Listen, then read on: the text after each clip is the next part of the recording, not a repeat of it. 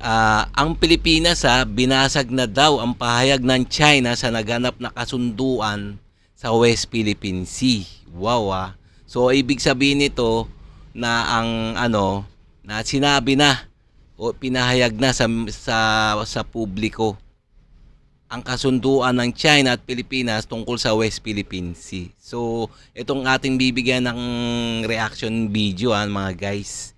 So ito yung mga balita na mainit na balita sa atin tungkol sa West Philippine Sea. So, itong bibigyan natin reaction ay galing kay Solidong Kaalaman. Please paki-subscribe din sa kanya. And also, syempre, don't forget to subscribe and like sa ating YouTube channel. Sa mga gusto ng mga ganitong reaction video, please kung bago pa lang please like and subscribe na lang muna sa ating YouTube channel bago tayo mag-umpisa. Okay? So, ito bibigyan na natin ng reaction to. So, umpisa na natin.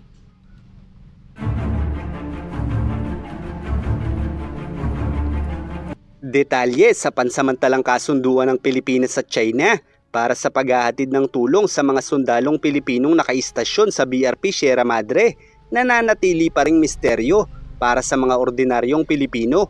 Ito ay matapos maglabas ng magkaibang ulat ang Manila at ang Beijing patungkol sa agreement na ito, kung saan ayon sa tagapagsalita ng Chinese Foreign Ministry ay pinayagan na ng Beijing ang Manila na mag-supply ng mga pangangailangan. Wow Ayun ang sinabi ng China na magpapaalam ang resupply mission sa kanila bago sila pumunta sa BRP Sierra Madre. Mga mukong tong mga na to ng mga Chino, no?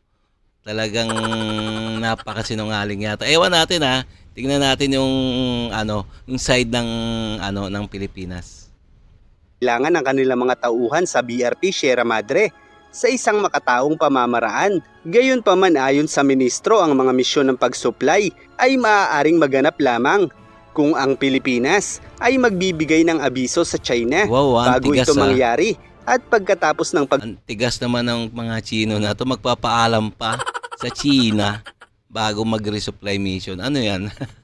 susuri sa mga supply at imo-monitor din umano ng China ang buong proseso ng resupply mission. Sa madaling salita ay tila bumalik sa panahon ng Gentleman's Agreement ang nais palabasin ng China sa pahayag nilang ito. Oo nga naman, parang bumalik uli sa dating kasunduan ng Gentleman's Agreement nila dating Pangulong Duterte. So parang ganun ang mangyayari, no? Parang ganun ang nangyari So talagang di maganda talaga yata to Pa man na magkabilang panig ay wala pang inilalabas na detalye patungkol sa nasabing agreement.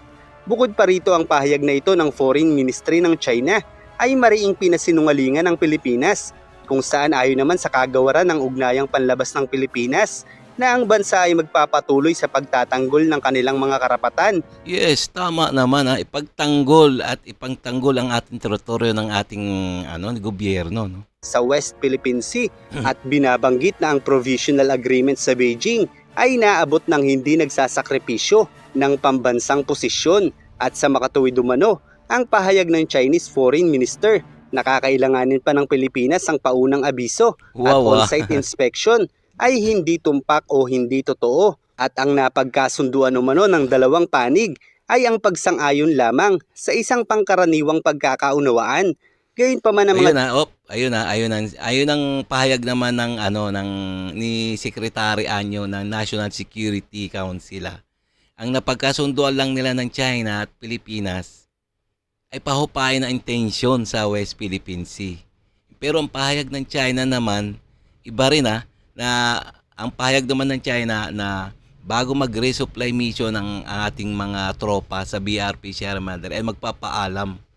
Ang tigas talaga ng mukha nito, no? Hindi natin alam kung sino talaga nagsasabi ng totoo, no? Tigas ng mukha nito ng mga China na to, no? Kakapal. Detalye ng kasunduan ay mananatili umanong confidential maliban kung pumayag ang magkabilang panig. O tingnan mo, talagang confidential pa talagang usapan nila. Dapat nga yan, di ba? Dapat talaga yan isa publiko kasi nga kailangan ng malaman din ng taong bayan kung ano yung mga kasunduan na yan, ang dalawang panig na yan. So bakit kaya parang secret agreement na tuloy yan eh. Parang yung nangyari na noong panahon ni Duterte. So talagang hindi maganda talaga, no. So pwede rin kayo mag-comments diyan, mga guys, kung ano mga saloobin niyo diyan. So komentaryo lang naman 'to,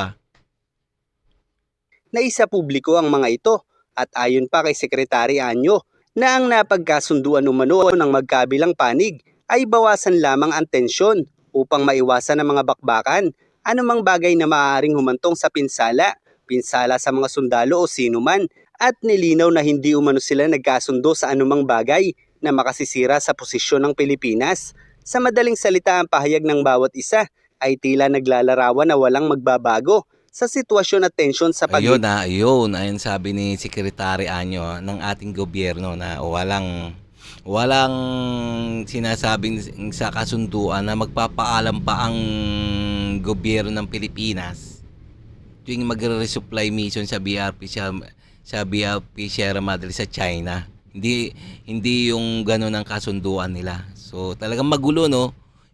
Magulo talaga yung kasunduan na yan. Hindi malaman kung anong totoo. Kita ng dalawang bansa pagdating sa usapin ng resupply mission ng bansa dahil nilinaw ng China sa kanilang pahayag ang kanilang mga kondisyones, samantala ay nilinaw rin ng Pilipinas na hindi sila sumasang-ayon sa kondisyones na ito. Kaya't kaduda-duda talaga kung anong agreement ang Oh, ayan. Hindi rin, sabi ng Pilipinas, hindi rin naman sila sumasang-ayon sa agreement ng China. So talagang magulo. sunduan ng dalawang grupo. Pero dahil nga aminado ang parehong bansa na may nabuong pansamantalang kasunduan, ay nangangahulugan nito na ang parehong bansa ay pawang may pakinabang sa kasunduang ito. At obviously, ang dapat maging pakinabang ng Pilipinas sa kasunduang ito ay ang malayang makapag-resupply ang Pilipinas sa ating mga sundalo at makapangisda ng payapa sa ating karagatan, ang mga Pilipino. Ayun naman talaga ang kailangan natin, no. Yung mangingisda diyan sa ating teritoryo, ang gusto lang nila ay makapangisda sila ng walang nangaharas. So ayun lang gusto lang ng ating gobyerno, at walang manghaharas sa mga resupply missions. Pero ang ginagawa ng China talagang nanghaharas talaga eh. Talagang matitigas ang mga pagmumukha nila, no. Nangaangkit talaga ng teritoryo na may teritoryo na wala naman sa batas yung kanilang ginagawa. Kahit sa international law, talagang hindi sila kakampihan. Kasi nga, itong ginagawa ng mga China na to, itong mga Chino na to, isa kanilang sariling interest lang eh. 'Di ba? So, ang ginagawa nila wala siya sa batayan sa international law. So, talagang titigas na mga mukha nito. Ayun pa man, dahil nga nagkokontrahan ang layunin ng bawat isa para sa resupply mission ng bansa, ay nangangahulugan lamang na magpapatuloy ang pagpigil ng China sa resupply mission ng bansa.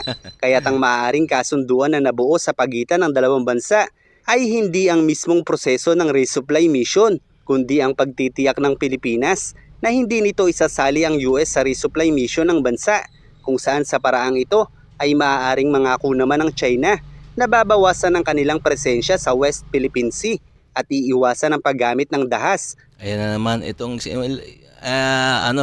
hindi na kapanipaniwala talaga yung mga sinasabi ng Chino. Nababawasan ang kanilang presensya. Lalo nga dumarami yung mga barko nila sa West Philippine Sea. Para sa resupply mission ng bansa, sa madaling salita ay magpapatuloy pa rin ang dalawang bansa sa pagsusulong ng ipinaglalaban nila at maaaring mabawasan lang ang barko ng China sa ating mga isla habang nakatitiyak sila na hindi natin isasali sa resupply mission ng Amerika na kamakailan lang ay paulit-ulit nang nag-aalok ng tulong para sa bansa. Gayunpaman, sa kabila nito ay nagpahayag pa rin ng suporta ang Estados Unidos para sa desisyon ng Pilipinas. Oo nga, kasi may balak ang gobyerno ng Pilipinas na isama sa resupply mission ang US. So, ayun, nagngangawa na naman ng mga Chino na wag daw isama. So, ibig sabihin, takot talaga tong duwag talaga tong mga Chino, no. Hanggang sa pagbababanta-banta lang sila ang trabaho nila, kasi nga ang kayang-kaya lang nilang ang bulihin yung mga maliliit na bansa na hindi kayang ipagtanggol ang kanilang mga bansa katulad ng Pilipinas, mga ganyan. So pag sinabi na nila na isasama sa pagpapatrol ang US, ang Amerika, ayun, nababahag yung buntot. Ibig sabihin, takot sila sa mas malalaking puwersa ng militar. So talagang itong mga Chino na to, duwag talaga. Kung saan sinabi nito na malugod na tinatanggap ng gobyerno ng Estados Unidos ang desisyon ng gobyerno ng Kaya Pilipinas. nga, nag-aalok na ang Amerika na tumulong sa resupply mission nang sa ganun hindi na nabubuli ng mga Chino. Pero ang ginawa ng gobyerno, tinanggihan. Ewan natin, bakit ba tinatanggihan? Na makipagkasundo sa China para sa mapayapa at diplomatikong negosasyon hinggil sa issue ng West Philippine Sea at binigyang diin din nito ang matatag na pangako ng Amerika sa Pilipinas sa ilalim ng Mutual Defense Treaty sa pagitan ng dalawang bansa. Samantala sa magkahiwalay na ulat ay tagumpay na napalubog ng US at allies Yun. ang USS Tarawa sa naganap na sinking exercises nito noong July 19, 2024 kung saan ito ay isang klase ng amphibious assault ship ng US na di hamak na mas malaki at mas matibay kumpara sa mga Type 071 at Type 075 warship na ipinagmamalaki ng China at halos kasing laki na rin ito ng aircraft carrier na Liaoning at Yun. Shandong ng China. Kaya't ang matagumpay na pagpapalubog nito Ayan walang natin kung di pa mabahag buntot nito ang mga Chino na to. Nag-sinking exercise ang US pinalubog nila yung halos laki ng aircraft carrier ng China. Sinusubukan nila ng US kung ano yung pinakamalakas na missile nila para palubugin ang lahat ng barko ng China. Ayun, nakatingin din ng mga China dyan. Malamang, kinakabahan na tong mga itong mga Chino na to. sa isang pagsasanay na ginawa ng US tingnan nyo na, kasama ang mga allies nito ay Tingnan tiyak mo, na may idea na sila. Isang missile lang biyak ang barko, di ba? Tingnan niyo naman, alam na. Kaya sinusubukan ng US kung ano mang armas nilang pinakamalakas na kaya magpalubog ng barko ng China. Ayun na nga yun, Ayun, kitang-kita sa video. Kung anong klaseng missiles ang pinakamabisang gamitin sa Yun. mga barko ng PLA Navy sakaling makabangga nila ito sa hinaharap. Ayon sa ulat, ang militar ng US ay nag-eeksperimento sa mga potensyal na sistema ng armas para sa hinaharap sa Yun. patuloy na pagsasanay ng Rim of the Pacific. Alam nyo, ang US talagang matalino yung pagdating sa gera. No? Talagang susubukan nila kung ano ang dapat armas na gagamitin nila para sa bawat kalaban na 2024 sa Hawaii gamit ang isang sandata na kilala bilang quick sink sa panahon ng biennial drill o Yun, pagsasanay tingnan nyo sa naman, kada 2 taon wasak. ng sinking exercise. Yan, Samantala malinaw naman sa kaalaman ng China na ang pagsasanay na ito ay isang banta mula sa US dahil sa pagiging agresibo ng China sa mga kapitbahay nito sa Asia. Kaya nga, hindi naman magaganyan na ang Amerika kung hindi nagiging agresibo tong mga Chino, di ba?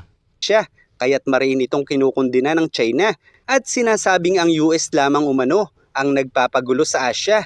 Subalit mas malinaw naman para Wow, US daw ang nagpapagulo sa Asia. Sila nga ang alam ng buong mundo na ang Chino talaga nagpapagulo sa buong mundo.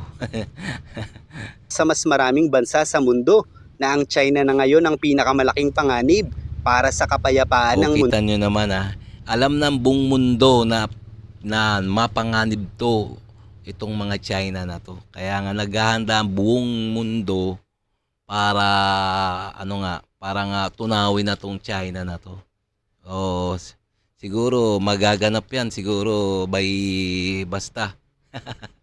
Mundo dahil sa pagiging sugapa nito pagdating sa pag-aangkin ng maraming teritoryo. Tingnan mo, sugapa talaga itong mga Chino na to, no? Na lumilikha ng kaguluhan sa rehiyong ito, kung kaya't ang halos lahat ng bansa sa kasalukuyan ay nagpapalakas na ng kani-kanilang depensa at mas maraming bansa. Tignan nyo naman, halos lahat ng bansa naghahanda na para sa inaharap na gera. laban sa mga Chino. Tingnan nyo naman ha. Talagang banta talaga sa kapayapaan tong Chino, no? So, pwede rin kayo mag-komentaryo dyan, suggestion, kung ano mga saloobin nyo mga guys ha. Sana rin ang sumasali ngayon sa iba't ibang pagsasanay na ginagawa ng Amerika dahil hindi lamang sa Asya banta ngayon ng China, kundi pati na rin sa Australia, US at Europa. Kaya't Tingnan nyo. bagamat iba't ibang kontinente na ang mga ito, ay nagsisikap silang magpakita ng puwersa sa pamamagitan ng pakikipagtulungan sa Amerika. Sa kasalukuyan kasi ay nagsasagawa na rin ng pagsasanay ang China sa Belarus na nasa bakuran lang ng Poland sa Europa. At dahil sa patuloy na pagsuporta nito sa Russia, ay malaki ang pagnanais ng Europa, partikular na ang mga miyembro ng NATO, na parusahan ng China. At kahit pa sa Australia ay Oo nga naman, dapat parusahan tong China ng NATO, no? pinalakas na rin ng China ang impluensya nito malapit sa bakuran nila. Isama mo pa ang US na numero 1 kalaban ng China. Yun. Kaya naman sa kasalukuyan ay ang mayorya na ng mga bansa sa halos 4 na kontinente na ang kalaban ng China. Kaya't kahit saang bansa mapalaban sa kasalukuyan ng bansang ito, ay tiyak na napakaraming bansa ang tutulong sa pagnanais na mapabagsak ang Yes, komunistang partido. Go!